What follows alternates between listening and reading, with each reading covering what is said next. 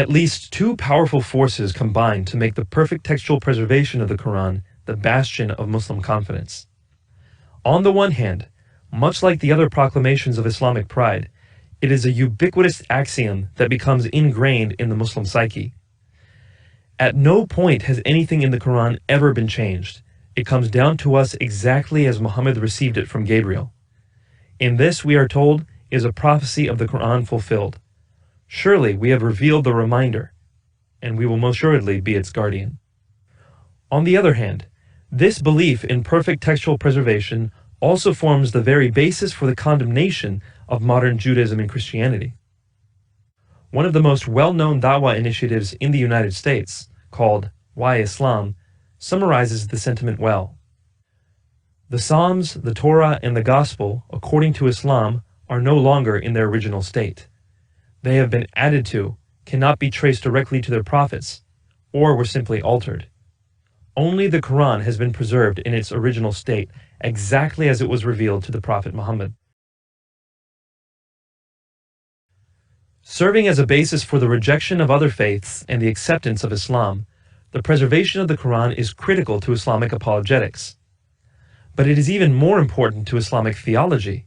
The Quran is the cornerstone of the Islamic worldview. It underlies all of Sharia, serves as the fulcrum of daily devotions, and provides the source of Islamic identity. In the minds of most Muslims, if the Quran were not perfectly preserved, their world would be in jeopardy. Since that is not the case, they maintain the utmost confidence in their faith. Thus, the preservation of the Quran undergirds the unparalleled confidence of the modern Muslim zeitgeist. It is not even a remote possibility in most Muslims' minds that the Quran of today might be different from the Quran of Muhammad's day. But most Muslims have not read the Hadith for themselves. Once again, it was the most trustworthy Islamic traditions that subverted my faith. Volume 6 of Sahih Bukhari, a volume dedicated to the Quran, details the process of the Quran's collection in Book 61. We find that Muhammad used to dictate the Quran to Muslims orally, not having first written it down. It came to Muslims a few verses at a time, and sometimes Muhammad would relay the same verse differently to different Muslims. Because of this, people recited the Quran disparately enough, even in Muhammad's time, that there were heated, accusatory arguments among pious Muslims over what constituted the real Quran. Since Muhammad was still around, he dispelled the arguments by addressing the parties directly, saying, "Both of you are reciting it in a correct way, so carry on reciting." He admonished them not to argue over their differences, since the nations which were before you were destroyed because they differed. When Muhammad died, many people no longer felt the need to remain Muslim. Abu Bakr sent Muslims to fight the apostates, ordering them to fulfill their Islamic obligations.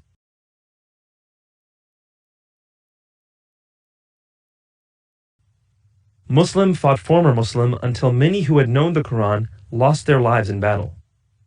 Abu Bakr was worried that large parts of the Quran would be lost if the battles continued, so he officially ordered the Quran to be collected under the auspices of one Zayd ibn Thabit. Sahih Bukhari emphasizes that the Muslims easily forgot Quranic verses.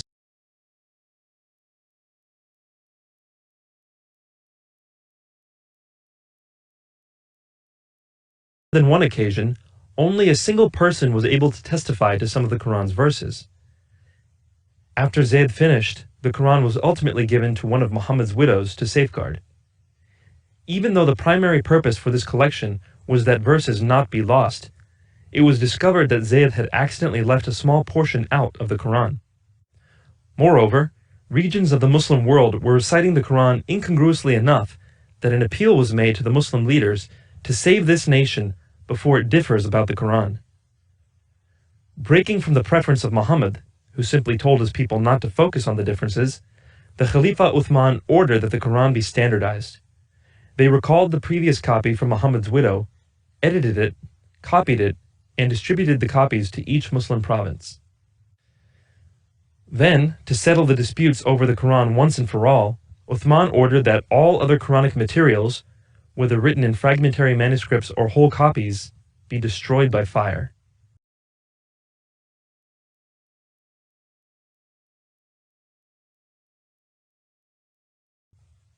This was the story of the Quran's collection as found in Sahih Bukhari. Like the life of Muhammad, Sahih Bukhari depicted a raw, much more realistic story than what Muslims generally teach one another. What I had been taught was that Muhammad would dictate the Quran to scribes while Muslims memorized the revelations, and after Muhammad died, many Muslims had the Quran written and memorized. Zayd ibn Thabit was the first to officially write down the Quran, though this was not a difficult task because he had it memorized. His Quran was confirmed by other leading Muslims who also had the Quran memorized. That was it.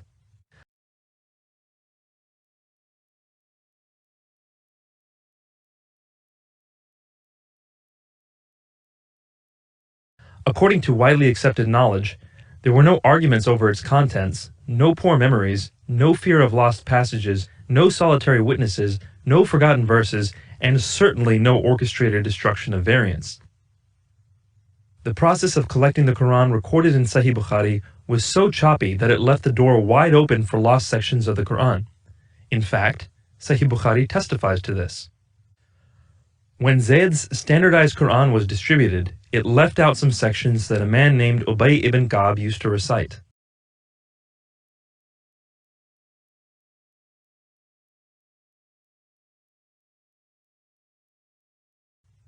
Ubay insisted that, regardless of Zayd's Quran, he would not stop reciting those verses because he had heard them from Muhammad himself.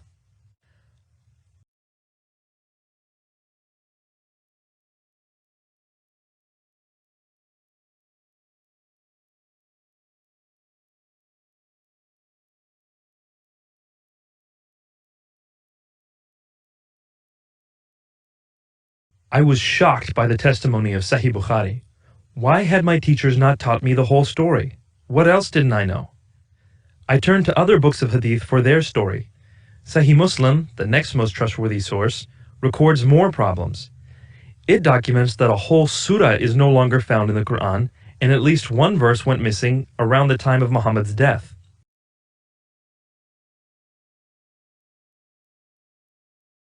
Sunan ibn Majah, one of the next most authentic books, clarifies that the verse went missing because the paper on which it was written was eaten by a goat.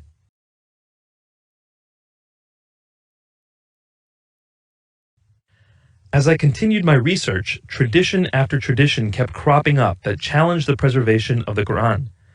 Much like my incredulity when I studied the historical Muhammad, I simply would not assimilate these hadith into my mind, keeping them at bay by accepting the far-fetched explanations of Muslim apologists or by inventing some of my own. What finally pushed me over the edge, though, was when I revisited a hadith from Sahih Bukhari.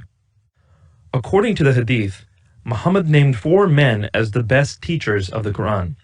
The first was Abdullah ibn Mas'ud, whom Muhammad distinguished as the foremost expert of the Quran. The last one was Ubay ibn Ka'b, whom Sahih Bukhari identifies as the best reciter of the Quran.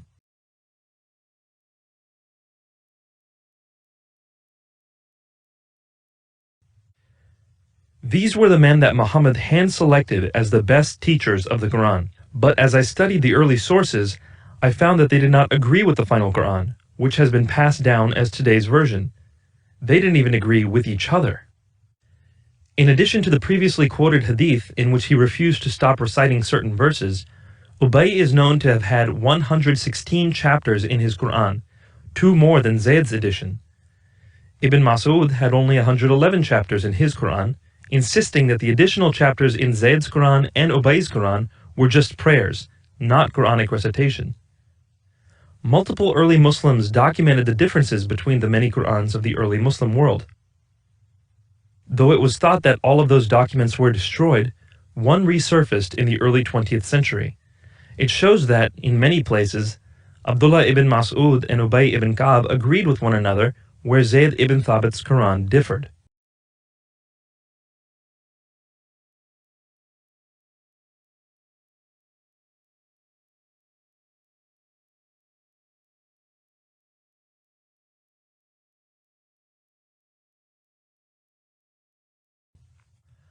I added up all the pieces in my mind. Multiple recitations of the same verse, missing verses, missing surahs, disputes over the canon, controlled destruction of all variants, How could we defend the Quran as perfectly preserved? I researched defenses online and read the most scholarly Islamic books I could find. As usual, attempts were made to dismiss as many of the sources as possible. Even still, after attempts at logical explanation were made, the Muslim scholars argued for a shocking position. Allah intended the lost sections to be lost. He intended the variants to be destroyed, and He intended Zayd's edition to be the final Quran. So in truth, the scholars were not arguing that the Quran had remained unchanged. They were arguing that Allah intended all the many changes that came to it. That was a defensive position at best, not one that could bear the weight of the entire Islamic case. I was forced to conclude that, once again, the early Islamic sources challenged what modern Islam taught me. The doctrine of the Quran's perfect preservation, far from defending the faith, needed to be defended by faith. With that final investigation, the keystone of my faith crumbled. The entire structure was ungrounded, poised to collapse at the slightest burden. What came next might as well have been dynamite. I had read the words multiple times since childhood, never really stopping to consider what they meant. But David had just added it to his binder, and now I was forced to research it. "Those whom your right hands possess" was a phrase found in multiple Quran verses. The three references David included were Surah 4, verse 24, Surah 23, verse 6, and Surah 70, verse 30, none of which made much sense at first blush. Surah 4, verse 24. "Forbidden for you are women already married, except such as your right hands possess. Allah has enjoined this on you." Surah 23, verse 6. "Successful indeed are those believers who guard their private parts, except from their wives or those whom their right hands possess." Surah 70, verse 30. "Worshippers guard their private parts, except from their wives and from those whom their right hands possess. Such indeed are not to blame." I took the verses to Ummi and asked her what the phrase meant. She said it referred to the female servants that Muslim men had married, but it didn't fit. In the verses, wives were clearly separate from those whom the right hands possessed.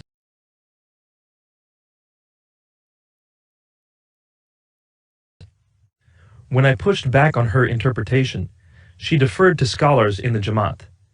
I left Ummi, agreeing to ask them when the next opportunity would arise. In the meantime, I knew I had to research this on my own. The scholars had not been comprehensive before, and I had no reason to think they would be now. Of course, David had given me his interpretation, but I knew it was wrong. It had to be wrong. He was arguing that those whom the right hands possessed were slave women captured by Muslim conquerors. According to him, Surah 23 verse 6 and Surah 70 verse 30 meant Muslim men could have intercourse with slave women that had been captured as spoils of war. Not stopping there, he argued that Surah 4 verse 24 annulled the marriages of captive women so Muslims could have intercourse with them even if their husbands were still alive. The mere suggestion was outrageous. He was implying that the Quran condoned rape. What else would it be? If a woman is captured in battle, her father, husband, brother, or son probably just died to protect her. Would such a woman willingly engage in intercourse with a warrior who had just slaughtered the men she loved? This was not the Islam I knew, astaghfirullah. My Muhammad was a liberator of slaves and a commander of saints, not a conquering captor leading an army of rapists. Islam would not allow such an atrocity. It could not. Even though I had learned much over the previous few months that challenged everything I knew, this was in a different league entirely. David was accusing Muhammad of being a moral monster, insinuating that Islam was unconscionably cruel. During the course of our conversations, I lashed out at David, rebuking him for trying to drag my prophet through the mud. This was lower than low. At first, he fought back, pointing to the Islamic traditions, but when he saw that each defense he provided galled me all the more, he pulled back. He left the issue alone, asking me to just consider why I was so offended and what the Quran was really teaching. It was when I was alone, when I did not have to defend my faith or my prophet, that I was able to be honest with myself and look at the evidence anew. Sahih Muslim gave the historical context for the revelation of Surah 4 verse 24. The hadith reads, "At the Battle of Hunayn, Allah's Messenger sent an army to Autas and fought with the enemy. Having overcome them and taken them captives, the companions of Allah's Messenger seemed to refrain from having intercourse with captive women because of their polytheist husbands. Then Allah Most High sent down the verse, 'Forbidden for you are women already married, except those whom your right hands possess.' Surah 4, verse 24. I read and reread the hadith. There was no question that this hadith corroborated David's argument. In fact, it appeared David had been gentle. The hadith says this verse not only allowed warriors to have intercourse with recently captured women, it emboldened the men to do so when they were hesitant. I could not believe what I was reading. My world felt as if it was spinning beneath my feet. I immediately did what I had seen sheikhs and imams do. I concluded the hadith must be weak. A single hadith, even in Sahih Muslim, is easy to dismiss. But there it was again in Sunan Abu Dawud, which actually provided even more detail.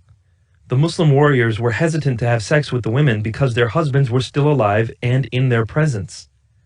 One classical commentary explained that when Surah 4 verse 24 was revealed, the men proceeded to have sex with the women despite their husband's presence.